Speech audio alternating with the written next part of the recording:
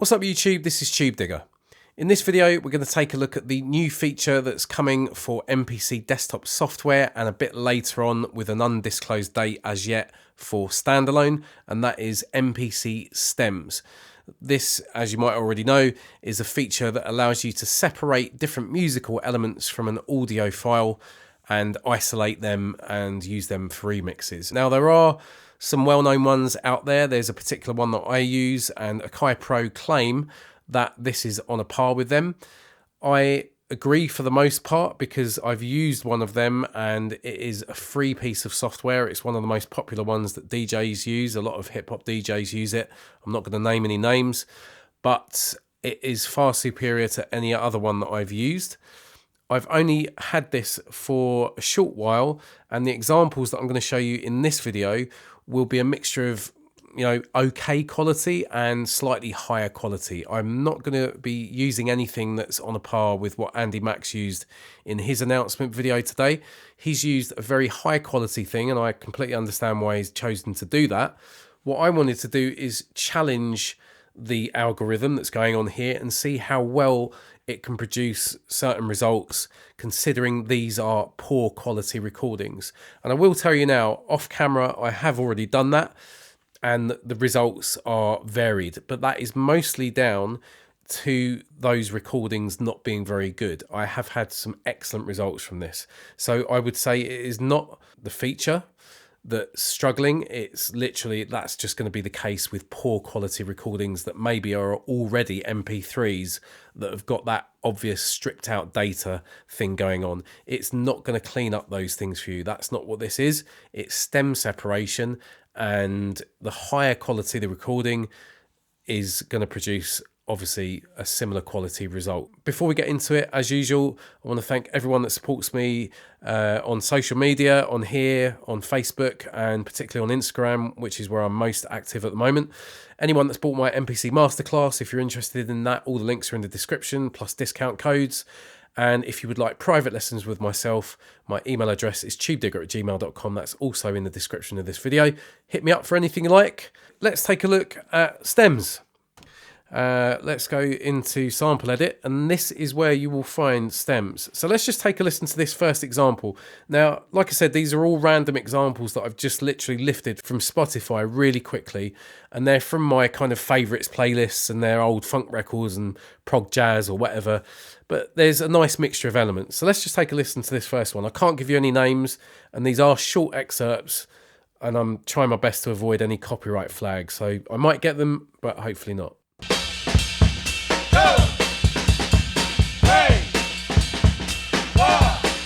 So I've chosen this one as the first one because we've got these kind of little vocal stabs in this breakbeat, which for the most part is isolated anyway. This is a breakdown where the drummer's been given, room to do his thing, obviously. But if I wanted this clean, I would want those vocals out. So let's see what stems can do. So we need to press process. Just before I do that, what stems can do is give you the option of making stems from this, which is an isolated section where I've adjusted the start and end points, or it can just do the whole thing. So let's just isolate this somewhat, just like that. If we go to process and move our data wheel clockwise all the way, we get this new option now for create stems. Now, I don't know if I just mentioned this, I don't think I did, but this is a paid for upgrade to your particular personal license for MPC, and at the moment that is just the desktop software. It will be available in standalone, but as it stands it's just for software at the moment, and this will be released in February, but I don't have a date for standalone. Anyway, if you pay $9.99, then you will have stems in your MPC software. So what we've got here are 4 icons, which are basically our switches to turn on and off these different elements so it doesn't create them or it does create them. So if we didn't want the vocals, we would just get rid of the vocals. If we didn't want the bass, we get rid of the bass. If we didn't want the drums, so on and so forth. Other is basically any other instrumentation other than these, which is most likely things in the mid-range like pianos, strings, keyboards, organs, etc. Sometimes percussion, depending on what it is. Now, down in the bottom left-hand corner, you can see we've got assign to pad. So this will split all these 4 stems, or whichever ones you choose. Let's say you just choose 2. It will split them out onto the different layers of whatever pad you choose here.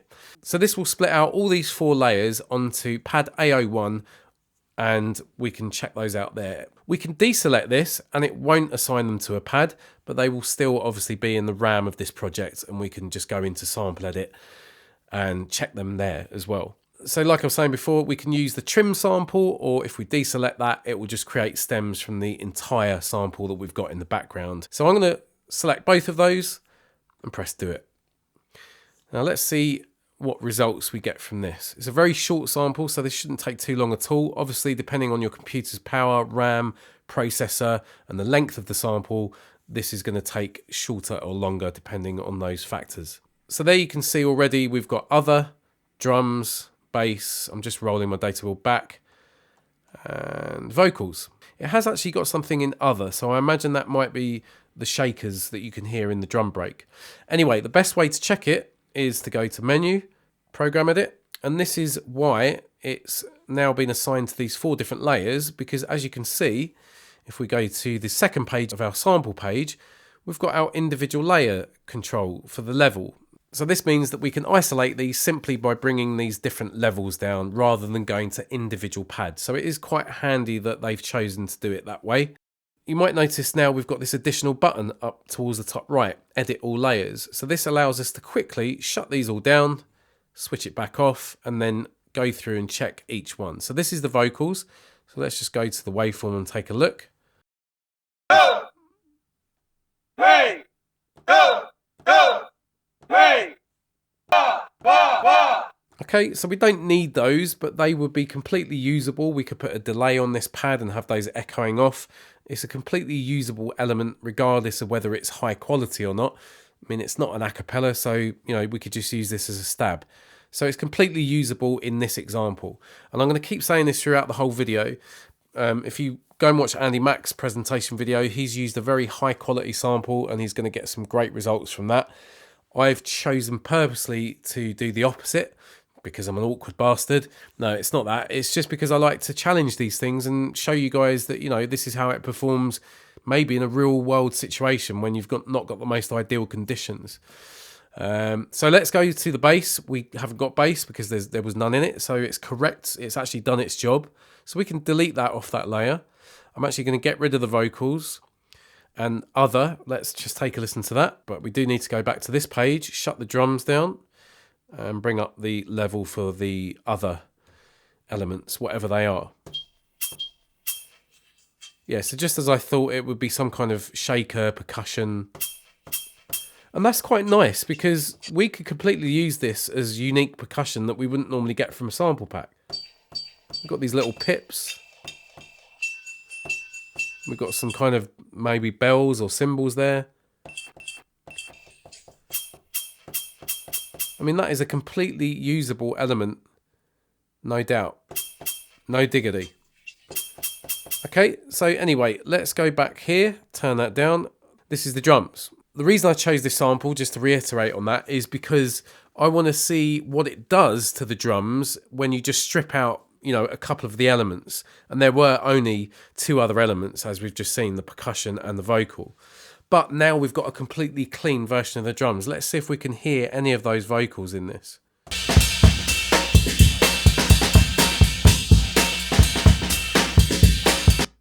So you can hear where it's kind of dipping down or kind of doing something to the high frequencies where those vocals would have originally been.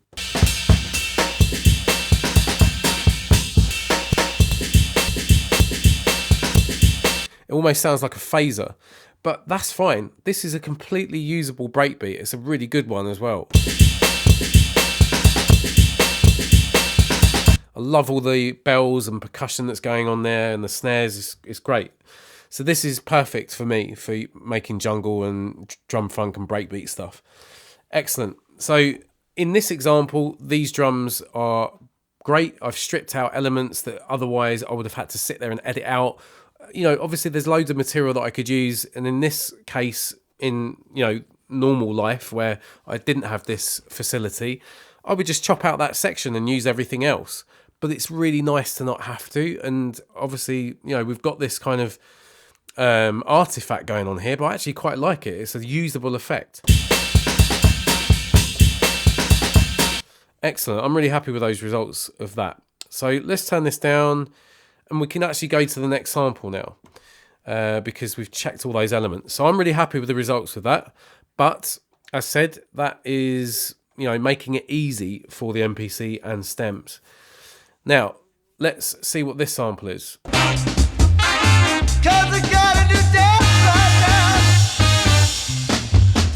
So a bit more challenging now because this is a lot busier. It's also a bit crustier, but luckily the drums are quite up front. So for me personally, if I wanted to get the drums out of this, there is a chance that they will be processed in a decent way. I'm actually going to normalize this. So let's just go to, oh, I don't want to discard, do I? Normalize, press do it. I've no idea whether doing things like this will affect the quality of the sample. So maybe the analysis needs a bit more volume, so it might be worth normalizing. And also, if we just go to the stems menu again, it would be quite cool to see in a future iteration of this some kind of spectral analysis or something like the Air Spectral plugin that already exists. And that's where you can actually mess around with different frequency ranges and do kind of spectral filtering. And that would be quite interesting if they expanded this to have more like plug-in type parameters that you could adjust to get different results, like you can in some of the older MPCs where you've got parameters to adjust for like time stretch and pitch shift and different algorithms. As we can see, we've got our elements here, so I'm going to choose all of them. I'm just going to leave this as default and just press do it and let it do its thing again. And let's see what we get.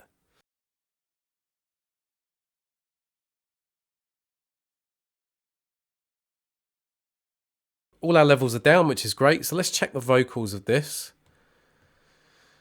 This is what I like. It's really obvious that it's doing its job. How good it's doing that, you know, is going to depend again on each individual sample that we feed it. But let's just take a listen to the vocals. So, you know, just in this section, it's not an a cappella section. It's, you know, it's not long enough to be a worthy a cappella. And we can't really tell what the guy's saying, but we probably wouldn't be able to in the original recording anyway. He's pretty much going, I have no idea what he's saying. Let's just try and work it out. Well, it sounds to me like he says, hang on, let me just check it again. Because I've got a new dad right now. That's a bit out of order, isn't it? Let's check it out again. If you can put in the comments what you think this guy's saying at this point in this video, that would be a fun game to play with it. Just translate what he's saying. I'm going to go for, because I've got a new dad right now. Okay.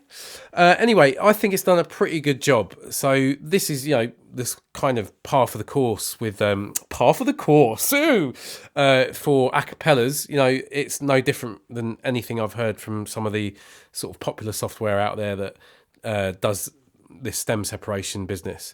So I'm happy with that, but I'm not going to use it because I don't really want to include the information that I've got a new dad right now. It sounds a bit weird. But let's check out the bass. Now, the bass is probably going to be quite usable because it was pretty funky. And also, you're going to get less artifacts with something like bass, I would imagine. So let's just check out this busy section here. I mean, that's great. I love that bass. Yeah, I mean, I would not shake a stick at that. Get out, bass, you're useless. Shaking a stick at it. That's what that means. If you're not from England and you've never heard someone say, oh, I wouldn't shake a stick at that, it means, you know, like an old person. You imagine an old person arched over in the park, picking up a stick, and they're waving it at some little kid. Oh, I don't want that. Oh, get that out of the park. That's what that means. I wouldn't shake a stick at this. It's pretty good. Anyway, this video is going quite weird and wonky quite quickly, but I've got a lot of stuff going on that's making me a bit weird and wonky at the moment. So what better way than to exercise that in a video about stems? Right, this is the exciting bit for me, the drums.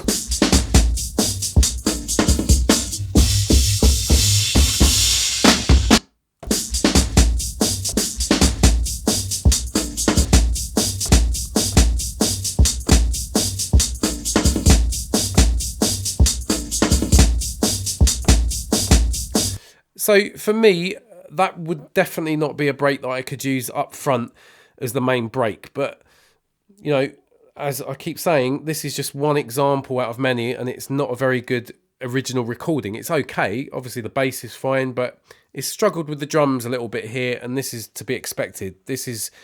I've had this problem with other stem separation software. But if you layered this up, so I don't really like to layer my breaks all the time. A lot of people do. They like to get maybe something like the aim and break and then put an extra kick, an extra snare on top of it and follow the pattern. I very rarely do that. I prefer to have the original break really raw and then process it, even if it takes me 65 years until it sounds amazing, and get the best out of it in its raw state. But you can definitely hear it's got that. I think it's got, because it's got these very high pitched shakers. But yeah, there you go. I'm trying to keep it raw and real in this video, guys. So don't write this off, this feature. This is just one example. I still think it's an amazing feature, and I'm going to be all over it when I get the time. So let's now bring that down. Let's check this out. This is Other.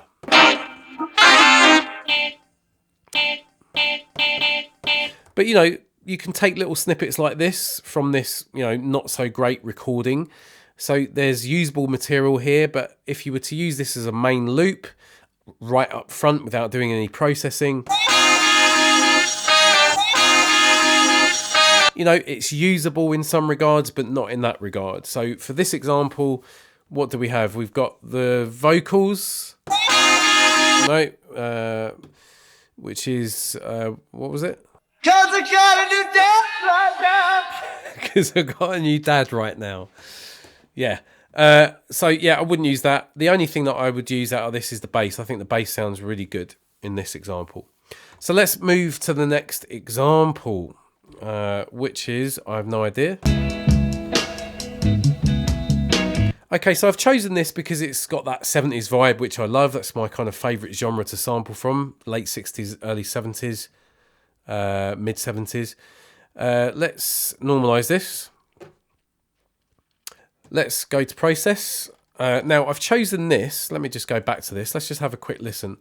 In fact, I'll explain before I just play it quickly for you again. I've chosen this because it's slow and there's a lot of space and there's a lot of room for the algorithm to do a good job on it. And it is a relatively okay recording, but you can still tell that maybe it's, this is from Spotify, so this is an MP3 probably. Let's just take a listen and see.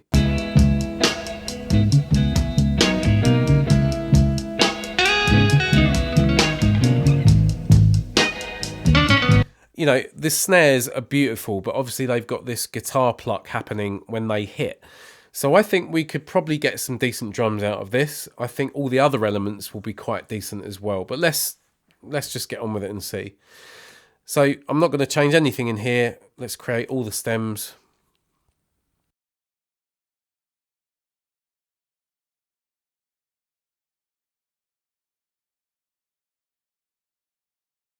There you go. It's created our stems. So let's go to Program Edit. And now on these layers for this pad, we're going to have some different material. So let's check the vocals. There aren't any in that section. There's bass, so let's go back to here, turn up the bass.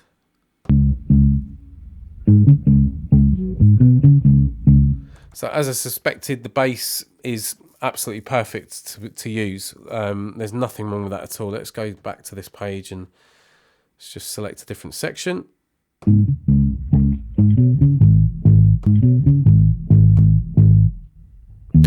And that's great because I often struggle to get realistic sounding acoustic bass. And you know, there's tons of usable material in here. Let's just pitch it down and see what it sounds like. Oh.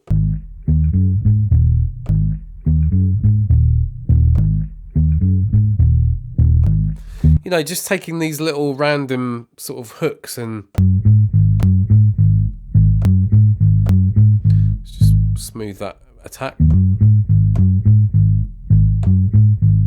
You know, you can get around copyright like that. I'm not trying to suggest that, you know, you rip these artists off, but to me, that's not ripping them off. You're taking this material, you're manipulating it to a point and using an obscure section of it, and no one would ever know if you've got other elements on top. No one's ever going to know where that came from, you know, in that actual manipulated state.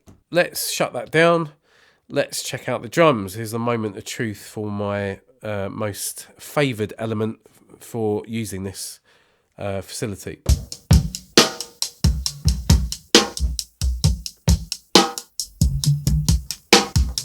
So yeah, again, it's very obvious to me, maybe not to, you know, your auntie who's into, you know, crochet and a bit of golf with her friends on Sunday. She's not really going to know why that sounds like it sounds. She's just going to say, oh, some drum. Oh, there's some drums, Malcolm. I love it. Oh, it's funky. She's not really going to care about the kind of stripped out, you know, nature of this. She probably does check out a bit of stripping somewhere else, and that's probably at parties with her friends. But who am I to speak for your auntie? So let's have a look.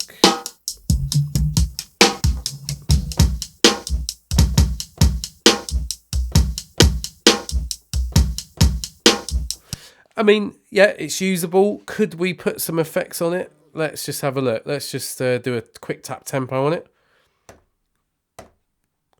That's probably about right.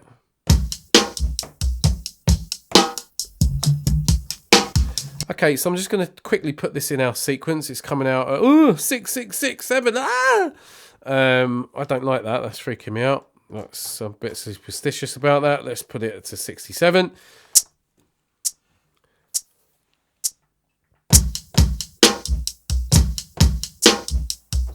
So let's just have that as one bar. I just want to hear it looping, and then we can put some effects on it. It's perfect at 67. Let's go to Program Edit, go to Effects, and let me just check, because it's normalized. We want this down. This is my workflow for feeding the effects an optimal signal, and not a really loud, ridiculous one. You'll get the best out of them. I'm going to choose Air Tube Drive, and I'm going to crank up the headroom and the saturation, and then just adjust the drive.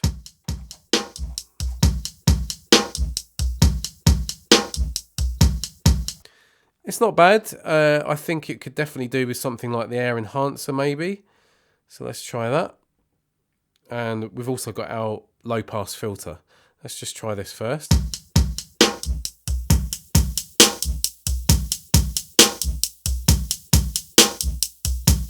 So you can see that with just a few effects here and there, you can start to bring out different frequencies and mask anything that sounds a bit kind of artificial. Let's just try a low pass 4-pole filter. So if you don't know much about these different pole values are the amount of kind of frequency, in basic terms, the amount of accentuation that's going to be applied. And in this case, it's going to be high frequencies if we've got this cut off up high with some resonance. So let's just adjust this as we go.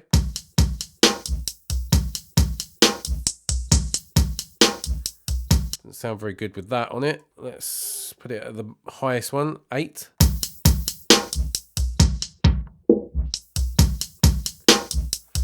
Yeah, I mean, it's usable, but I wouldn't, again, use it as the main break up front. So yeah, for me, drums for this one, they're not winning. Bass definitely is. Let's see what other is. Let's turn that down. And what do we have in the other section?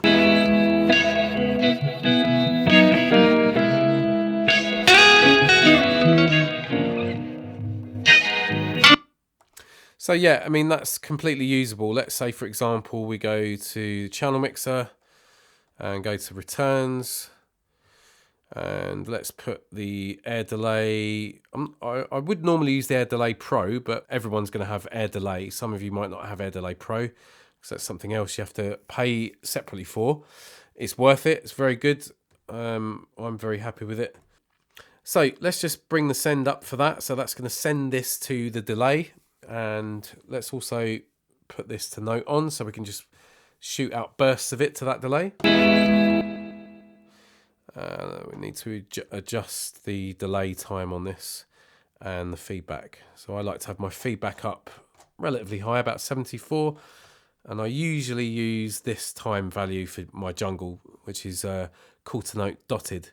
And I like to put a little bit of resonance in there. It doesn't really matter about the frequency at this point. Let's just put it in the middle.